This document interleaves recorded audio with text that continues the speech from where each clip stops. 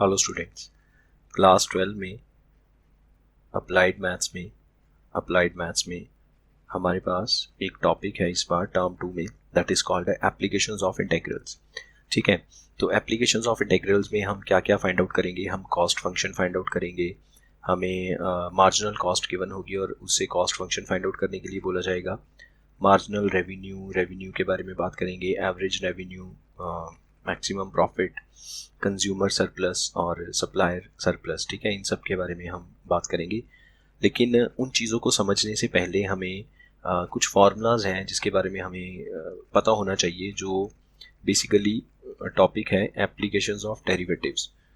भले ही ये टर्म 1 में टॉपिक कवर किया जा चुका है सीबीएसई की तरफ से, applications of derivatives in commerce and economics, ये टर्म 1 का टॉपिक है। इसके हमें अभी तो इसका कोई भी क्वेश्चन हम सॉल्व नहीं करेंगे, जस्ट हमें फार्मूलाज के बारे में इंफॉर्मेशन कलेक्ट करनी है, क्योंकि यही वाले फार्मूलाज हैं जिनकी हेल्प से हम एप्लीकेशन ऑफ इंटीग्रल्स वाला टॉपिक कवर करेंगे। तो सबसे पहला फार्मूला है and that is called a total revenue function. Total revenue function total revenue function मतलब जो भी हमें रिटर्न मिलेगा, कोई भी पर्सन है, कोई भी मैन्युफैक्चरर है या कोई भी सप्लायर है, जब वो कोई चीज़ मैन्युफैक्चर करता है, कोई भी प्रोडक्ट वो मैन्युफैक्चर करता है, फिर उसको बेचता है, उसको बेचने से उसको जो रिटर्न मिलता है, ठीक है, जो उसको पैसा मिलता है, that is called a revenue. और इसका फार्मूला क्या है? Formula is P X into X, और simply you can say P, मतलब पी एक्स को पी बोल दो तो चलेगा, कोई प्रॉब्लम नहीं है। Now what is this P और पी एक्स? अच्छा, पहले तो बात करें कि x क्या है। x is the number of units. x is number of units, कि कितने यूनिट्स सेल किए। लाइक कोई कंपनी है, लेट अस से वो शूज़ बनाती है, तो उसने 1000 पेयर्स ऑफ शूज़ बनाए, तो इसका मतलब है x की वैल्यू होगी 1000। कोई कंपनी है, लेट अस से वो मोबाइल मैन्युफैक्चर करती है, तो लेट अस से उसने 1000 मोबाइल मैन्युफैक्चर किए, तो उस केस में x क्या हुआ? 1000। ठीक है, तो x क्या है? Number of units produced and जो भी मैन्युफैक्चर हुए, प्रोड्यूस हुए, ऑफ कोर्स उसके बाद सेल भी हो गए। और P क्या है? P is the price per unit, और यू कैन से ये जो P है इसको डिमांड फंक्शन भी बोलते हैं। ठीक है, P is called price per unit, और you can say P is a demand function, right. जो Px होगा वो बेसिकली एक फंक्शन है, एक x का एक्सप्रेशन है, और x क्या है उसमें? Number of units. Then profit function. Profit कैसे फाइंड आउट किया जाता है? अब ये तो बहुत सिंपल सा काम है प्रॉफिट फाइंड आउट करने का, कि जो हमें रेवेन्यू कलेक्ट हुआ उसमें से अपनी कॉस्ट माइनस कर दो। कि अगर लेट अस से कि 1000 प्रोडक्ट्स बनाने में लेट अस से 1 लाख का खर्चा आया, ठीक है, और जब ये वाला सामान मार्केट में बेचा तो हमें, ऑफ कोर्स हम जितना खर्चा करेंगे कॉस्ट में, उसमें प्रॉफिट जोड़ के ही बेचेंगे उसको, तो बेचने के बाद हमें मिला 1.5 लाख, तो 1.5 लाख क्या है? रेवेन्यू। 1 लाख क्या है? Cost of production. तो रेवेन्यू में से प्रोडक्शन कॉस्ट माइनस कर दो, बाकी जो बचा that is called a profit, तो 50,000 का प्रॉफिट हो जाएगा। तो ये प्रॉफिट फंक्शन का फॉर्मूला हो गया। रेवेन्यू में से कॉस्ट फंक्शन को माइनस कर दो, सी एक्स क्या है? Cost function. और अगर हम एवरेज कॉस्ट फाइंड आउट करना चाहते हैं, एवरेज कॉस्ट, तो एवरेज कॉस्ट क्या है? जो भी कॉस्ट फंक्शन है उसको एक यूनिट, उसको नंबर ऑफ यूनिट के साथ डिवाइड कर दो, तो एक यूनिट की एवरेज कॉस्ट आ जाएगी, राइट। सी एक्स क्या है? Total cost of producing and marketing, कि कोई भी प्रोडक्ट प्रोड्यूस करने से लेके मार्केटिंग करने तक, उसको बेचने तक जो भी खर्चा है वो सब कॉस्ट फंक्शन में कवर किया जाएगा। ठीक है, वो तो हो गया टोटल खर्चा। अब एक यूनिट का कितना खर्चा आया, तो जो नंबर ऑफ यूनिट्स हैं उसको डिवाइड कर दो कॉस्ट फंक्शन को नंबर ऑफ यूनिट्स के साथ, तो जो एक यूनिट की एवरेज कॉस्ट है वो हमें मिल जाएगी। देन उसके बाद है मार्जिनल कॉस्ट। ये इंपॉर्टेंट है, मार्जिनल कॉस्ट। मार्जिनल कॉस्ट कैसे फाइंड आउट करते हैं? जो कॉस्ट फंक्शन है उसका डेरिवेटिव कर दो, कॉस्ट फंक्शन का डेरिवेटिव कर दो, तो हमें जो आंसर मिलेगा, जो एक्सप्रेशन मिलेगा डेरिवेटिव करने के बाद, that will be the marginal cost.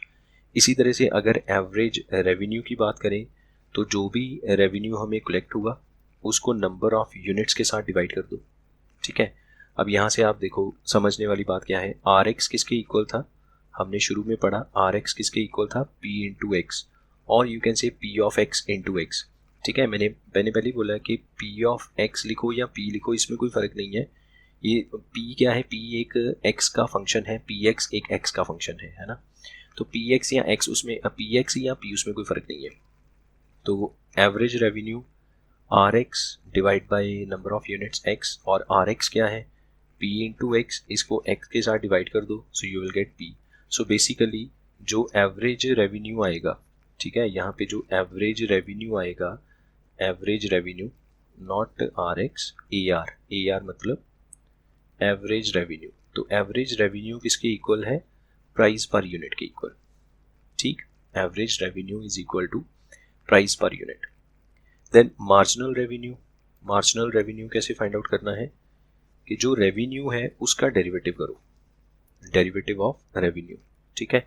तो मार्जिनल कॉस्ट क्या है, एक बार यहाँ पे अगर लिखें, marginal cost that is a derivative of cost function, and marginal revenue derivative of revenue function, इन दोनों का डेरिवेटिव करेंगे तो हमें मार्जिनल कॉस्ट या मार्जिनल रेवेन्यू मिलेगा, राइट, क्लियर है।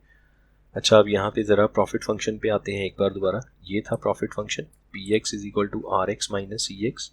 तो ज़रा इसको दोबारा लिखें, as profit function is equal to R X minus C X. Okay, ये लिखने से पहले मुझे एक चीज़ और यहाँ पे बतानी है आपको। तो हमने यहाँ पे लिखा marginal revenue is equal to D D X of R X, ठीक है। Marginal revenue is D D X of R X, और आर एक्स क्या है, basically P into X. So this will be D D X of P into X. So marginal revenue is equal to, ये P into X का derivative कैसे करेंगे, u into V form के साथ, u as it is, v का derivative, v as it is, u का derivative. So this will be p as it is into D D X of x plus x as it is D D X of p, और x का derivative तो 1 होता है, तो p into 1 will be p plus x into D D X of p। This is called a marginal revenue. तो ये एक नया फॉर्मूला बन गया। तो बेसिकली ये फार्मूला बना कैसे, हमने तो बस ये सीखा कि मार्जिनल रेवेन्यू क्या है, जो भी रेवेन्यू फंक्शन है उसका डेरिवेटिव कर दो, that is called a marginal revenue. तो ये फार्मूला याद रखो, या फिर इस बात को याद रखो कि M R is equal to D D X of R X. तो हम तो वैसे यही याद रखेंगे शॉर्ट में कि what is marginal revenue, derivative of revenue function, that is called a marginal revenue. अच्छा, उसके बाद मैंने कहा था कि जैसे हमने प्रॉफिट फंक्शन के बारे में पढ़ा, as profit function is equal to revenue function minus cost function। यहाँ पे अगर हम differentiate करते हैं with respect to x on both sides, so you will get d dx of px, ठीक है, d dx of px is equal to d dx of rx minus d dx of cost function, right। अब R X का derivative क्या है, that is marginal revenue, minus cost का derivative क्या है, marginal cost. So derivative of profit function is equal to marginal revenue minus marginal cost, ठीक है। ये सब बातें आपने याद रखनी है। इतनी नॉलेज सफिशेंट है एप्लीकेशंस ऑफ इंटीग्रल्स को समझने के लिए।